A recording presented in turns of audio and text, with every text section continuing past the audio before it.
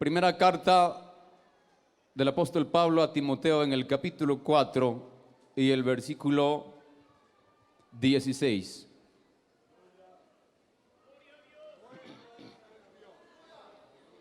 Bendito Dios. Lo tenemos. Vamos a leer honrando al Dios Trino. Ten cuidado de ti mismo y de la doctrina. Persiste en ellos, pues haciendo esto, te salvarás a ti mismo y a los que te oyeren. Tenga la bondad de tomar sus lugares.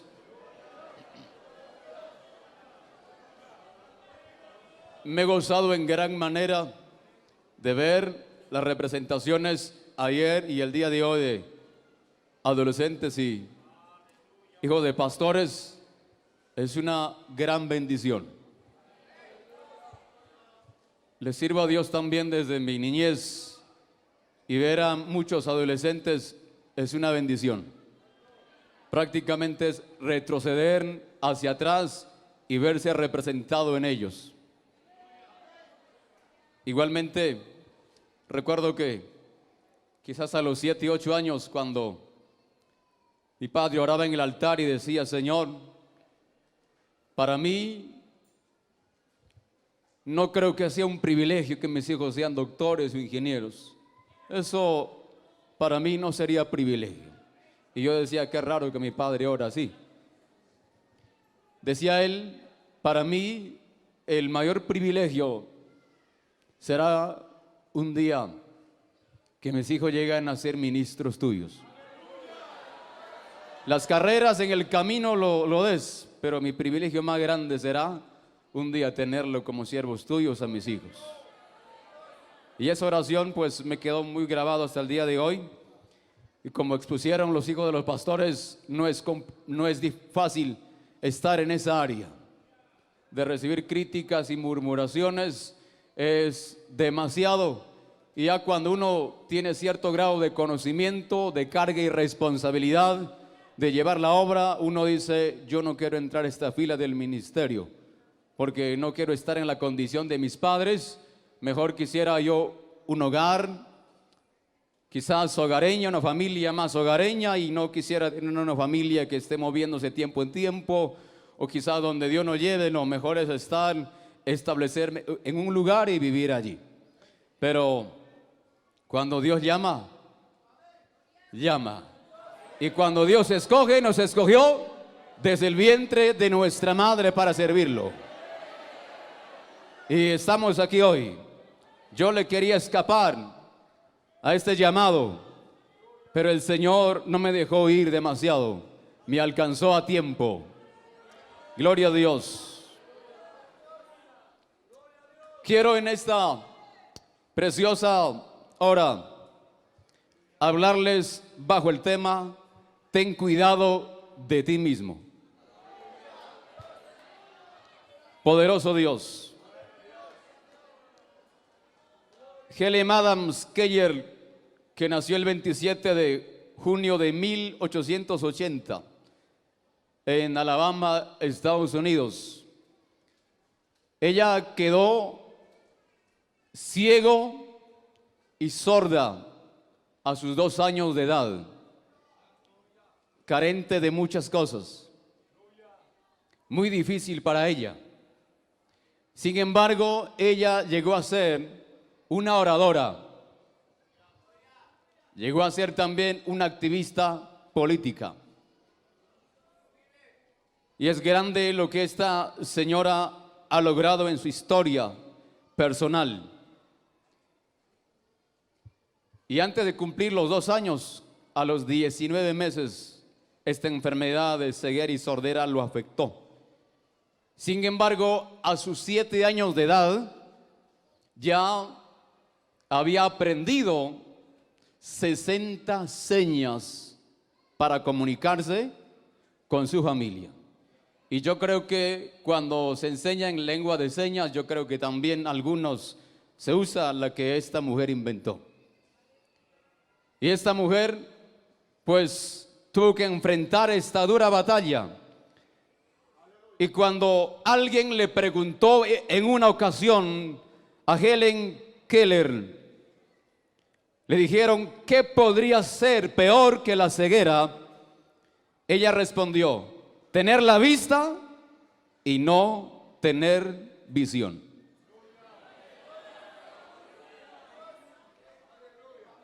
Este lema del Congreso es personalizado y es que cada uno de nosotros no permitamos que la visión se muera en nosotros. Y hay una alabanza preciosa que también dice, una cosa yo sé, que yo era ciego, ciego, ciego, pero ahora veo. El peor de los ciegos es todo aquel que teniendo la vista no quiera ver. Yo no creo que aquí habemos más de uno o dos ciegos físicos. Quizás haya, no lo sé. Pero casi el 100% somos videntes, vemos. Entonces, no dejemos morir la visión nosotros. De las 13 cartas que el apóstol Pablo escribe, estas 3 es considerado, en gran parte a partir del siglo XVIII, fue considerado como cartas pastorales. Difieren mucho de otras de sus cartas, porque otras cartas eran dirigidas a las iglesias.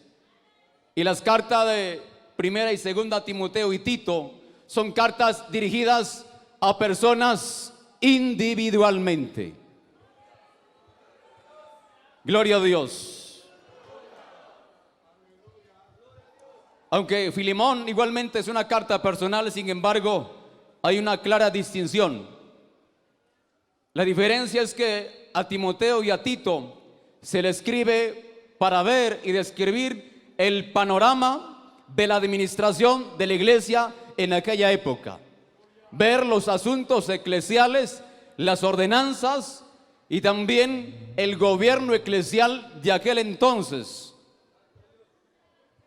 Y entonces vemos que la iglesia, y quisiera hablar un poco de contexto, la iglesia greco-romana de aquel entonces, porque se entiende que la iglesia nació en Jerusalén y, para ser más preciso, en el día de Pentecostés. Aquel día nació la iglesia y desde Jerusalén comenzó la predicación por muchos lugares. Y el evangelio llegó a Antioquía. La iglesia local envió por primera vez misioneros. En Hechos 13:1 encontramos eso, que después de la persecución desatada allá en Jerusalén, luego al ser dispersado la iglesia por el mundo, vemos que la iglesia se estableció en Antioquía. Gloria a Dios.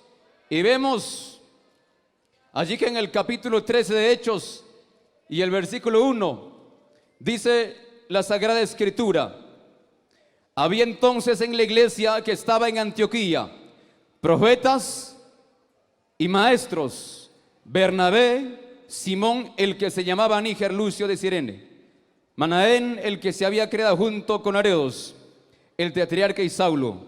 Ministrando estos al Señor y ayunando, dijo el Espíritu Santo: apartadme a Bernabé y a Saulo para la obra a que los he llamado. Entonces ya encontramos el primer fruto de misioneros de la iglesia en Antioquía. Y luego la iglesia se expandió a otros territorios del Asia Menor, como Corinto, Colosa, Tesalónica, hasta llegar a la Roma. Y debido a esto, la iglesia greco-romana tenía distintos entornos, distintas costumbres, y las personas de distintas ciudades que se convertían venían a formar y ser parte de la iglesia, pero con sus propias costumbres. Algunos no estaban dispuestos a abandonar lo que habían aprendido en su cultura. no estaban dispuestos a despojarse lo que aprendieron de sus ancestros. Y entonces querían seguir viviendo con su misma cultura, con su misma costumbre y el paganismo y la idolatría que reinaba en aquel entonces. Gloria a Dios. La idolatría era terrible en aquel entonces. Cultos centrados a centenares de dioses. Y era terrible. Segunda carta a Timoteo 2:2 dice la bendita palabra de Dios: lo que has oído de mí ante muchos testigos, esto encarga a hombres fieles que sean idóneos para enseñar también a otros. En este entonces, en este contexto de paganismo y de idolatría, se tenía que buscar hombres idóneos para enseñar a aquellos recién convertidos. Se tenían que buscar hombres celosos de la sana palabra, celosos de la verdadera doctrina para enseñar a los demás. Porque no se podía elegir a cualquier líder en aquel entonces, porque el paganismo y la idolatría era grande. Gloria a Dios. Habían cultos y la promiscuidad era terrible. Habían la prostitución sagrada. Ahí estaban los frigios, estaban los judaizantes, estaban los gnósticos. En ese contexto es que la iglesia nace. Y entonces el apóstol Pablo envía a Timoteo que se encargara de la iglesia en Éfeso. Estas cartas pastorales son dirigidos a dos pastores jóvenes, por cierto. Timoteo en Éfeso. En 1 Timoteo podemos encontrar eso en 1:3. Dice 1 Timoteo 1:3: como te rogué que te quedases en Éfeso cuando fui a Macedonia, para que mandases a algunos que no enseñan diferente doctrina, ni presten atención a fábulas y genealogías interminables, que acarrean disputas más bien que edificación de Dios, que es por fe. Así te encargo ahora. Y la otra carta pastoral dirigida a Tito era para que Tito se quede y corrigiera lo deficiente en Creta. Gloria a Dios. Ahora, Timoteo era hijo de padre griego. Entonces podemos entender que de alguna manera, al ser educado por padre griego, es que igual a pagano, pues Timoteo tuvo mucha influencia de su padre, porque encontramos igualmente en Hechos que él no había sido circuncidado. Pues es entendible que estaba criado bajo la costumbre griega, la costumbre de sus papás. Por otra parte, este joven Timoteo tenía como madre y como abuela a Loida y Eunice, mujeres procedentes de judío o de judía, ¿verdad? O judías, mujeres judías, que de alguna manera también lo inculcaron desde su niñez a la fe verdadera, a la fe no fingida. Gloria a Dios. El cual primero habitó en la abuela, habitó en la madre, y ahora tenía que habitar en él. Gloria a Dios. Y podemos entender que aunque este joven Timoteo tuvo padre pagano, pues el paganismo no venció en el hogar de Timoteo. Aunque tuvo padre inconverso, eso no fue barrera para que Timoteo dijera: bueno, pues ¿qué culpa tengo yo? Sigo el ejemplo de mi padre. No. Más pudo la fe de aquellas mujeres ejemplares, más pudo el celo por la palabra de Dios, más pudo el amor por la palabra de Dios. Aleluya. En Hechos 16:3 dice que Timoteo aún no estaba circuncidado. Gloria a Dios. A este hombre, en segunda carta a los Corintios 4:17, dice la Escritura, este joven Timoteo era muy querido y muy considerado por el apóstol. Gloria a Dios. Veamos la primera carta de Corintios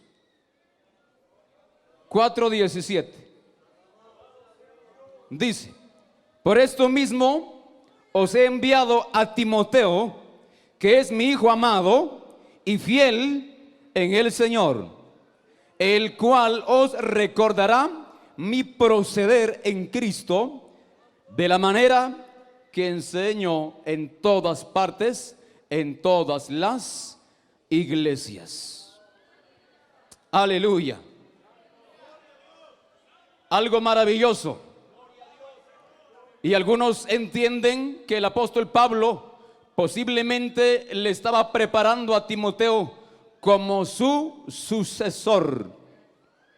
Gloria a Dios. Para que él lo amara tanto, este hombre tuvo que marcar realmente con testimonio sano a la iglesia de aquel entonces. Cuando leemos Filipenses 1:1, dice la Escritura: Pablo y Timoteo, siervos de Jesucristo, a todos los santos en Cristo Jesús que están en Filipos, con los obispos y diáconos, gracia y paz a vosotros de Dios nuestro Padre y del Señor Jesucristo. Referencia a Pablo y Timoteo.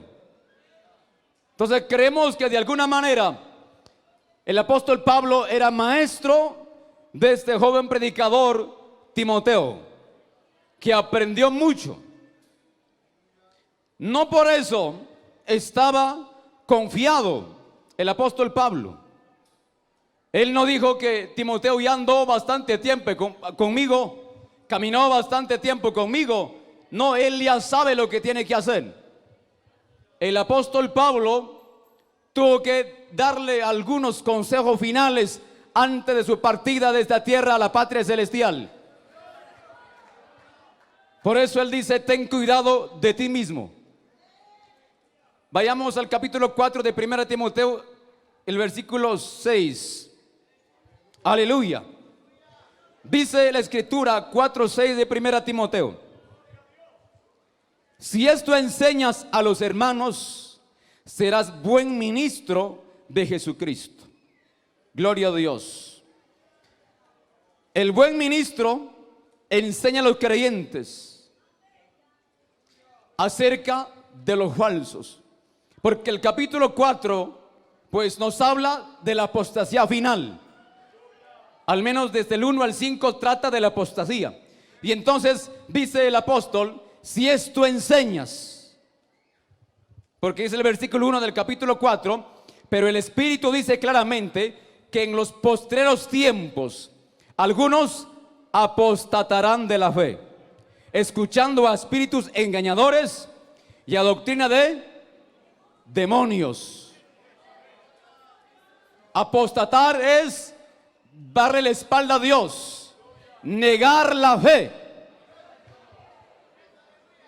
Y en otro contexto distinto, también la palabra apostasía o apóstata es la persona que se acaba de apartar de Dios o que está alejado.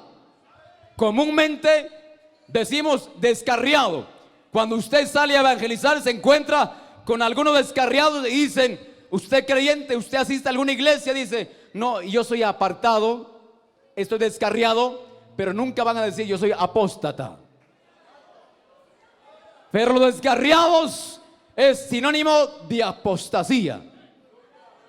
Están en apostasía porque negaron la fe, le dieron la espalda a aquel que lo amó, a aquel que lo salvó. Y entonces, como ministros del evangelio, tenemos que enseñar acerca de la falsa doctrina. ¿Sí o no? Gloria a Dios. Tenemos que enseñar al pueblo que distingan lo malo. Sí. Que el pueblo tiene que hacer diferencia entre lo bueno y lo malo. Gloria a Dios. Esta palabra, si esto enseñas esa palabra en griego, que significa o es upotitemos, que significa sugerir, aconsejar, notificar, y lo que me gusta aquí es señalar. Entonces, los falsos predicadores no solo estamos para enseñar acerca de los falsos predicadores, sino señalar quiénes son. Señalar quiénes son los apóstatas de esta época. Decirle a la juventud: no contamines tu oído escuchando a este perverso, a este caído de la gracia de Dios. Tenemos que señalar, y no debe haber en nosotros ningún temor de señalar los apóstatas de esta generación.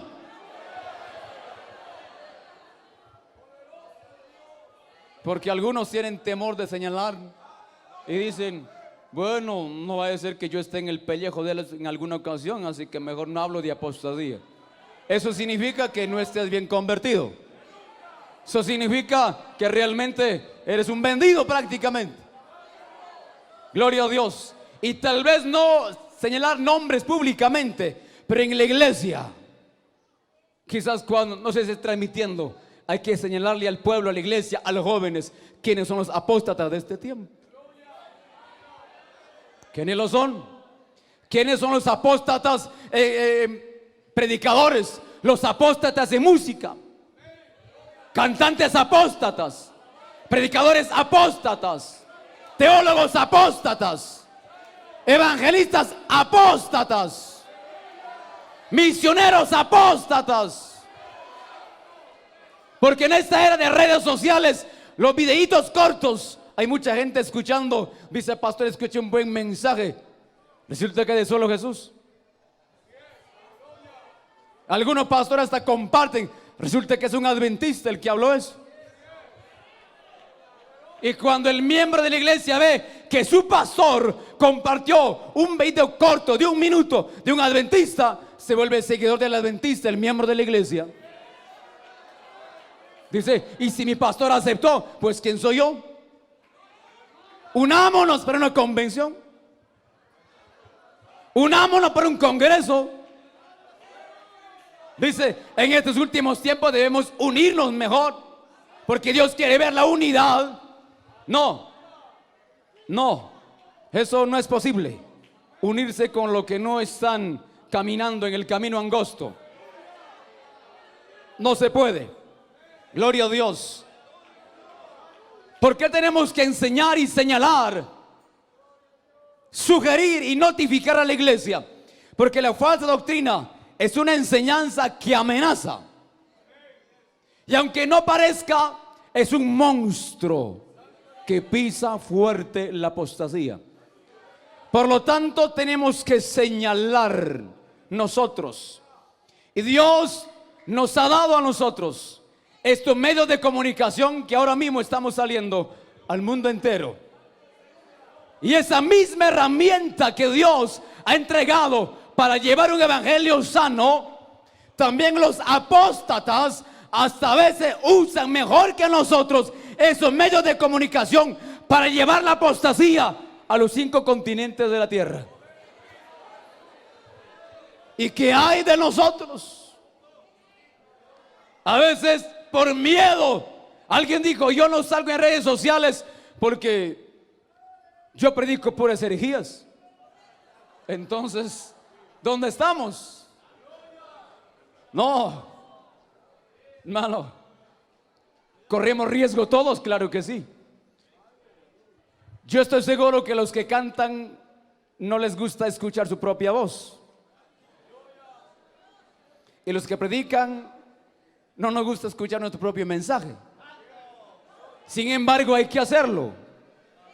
para identificar dónde hemos cometido un error, dónde tuve que poner la herejía ahí donde está y corregirme en esa área. Gloria a Dios. Y gracias por aquellos hermanos pastores que son realmente hombres de Dios, pastor en esta área. Ten cuidado. Amén, gloria a Dios. Y entonces estos medios de comunicación sirven hoy para llevar el mensaje al mundo entero. Mira lo que dice el apóstol Pedro en su segunda carta. Maravilloso Dios. 3:1. Amados, esta es la segunda carta que os escribo, y en ambas despierto con exhortación vuestro limpio entendimiento, para que tengáis memoria de las palabras que antes han sido dichas por los santos profetas y del mandamiento del Señor y Salvador dado por vuestros apóstoles. Sabiendo primero esto, que en los postreros días vendrán burladores, andando según sus propios concupiscencias. Esta es una época también de muchos burladores en el mundo, y han salido por todas partes burladores que no toman en serio la predicación de la palabra de Dios, payasos y chistosos en el altar, burlándose de la iglesia misma, burlándose del pueblo que fue a escuchar la palabra de Dios, riéndose de la gente que asiste a oír un mensaje de lo alto de los cielos. Tanto Pablo, tanto Pedro y otros más advirtieron de la apostasía para este último tiempo. Y no es que recién inició la apostasía. Ya en la época de Pablo, de Timoteo, de Tito, hubo apostasía. Desde aquel entonces hasta nuestros días, la apostasía ha continuado. También la sana palabra ha continuado. La apostasía continuará hasta que Cristo vuelva. Pero también los predicadores de sana doctrina continuaremos hasta que Cristo venga. Esto no se acaba aquí. Vamos a continuar predicando la sana palabra, la sana doctrina. Por eso tenemos que tener cuidado. Ten cuidado de ti mismo, porque soy consciente cuántos predicadores, lo que un día se pararon en este altar, cayeron en pecado.